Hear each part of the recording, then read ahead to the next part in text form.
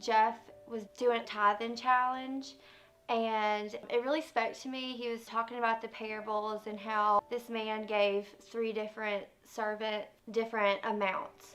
And so 2 of them went out and did something with it and grew it, and then there was a third one who just buried it and did nothing with it. And that just really stuck out to me. And then at the end of his sermon, he mentioned how he wanted to challenge everyone to do 90 days of tithing. And if you didn't have the money that you needed for like bills or something at the end of it, that he would give it back to you. So I was like, okay, that's a no-brainer. I started tithing every other Tuesday when I get paid. I always do it in the app.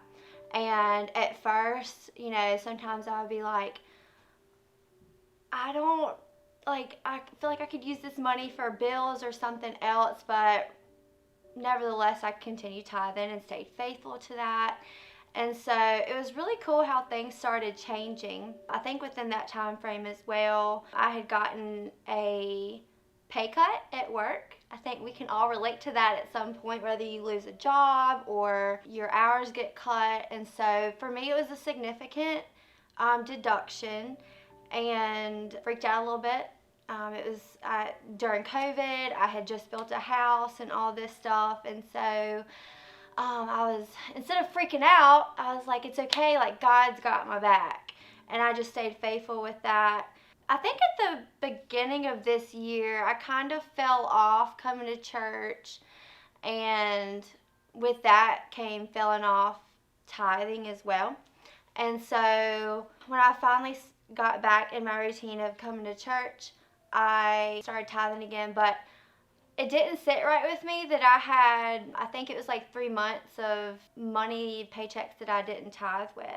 And so God like kept putting it on my heart. And so I prayed over that money, set it aside, did the math. I knew exactly how much it was because it wasn't mine, right? Like God gives us 90%.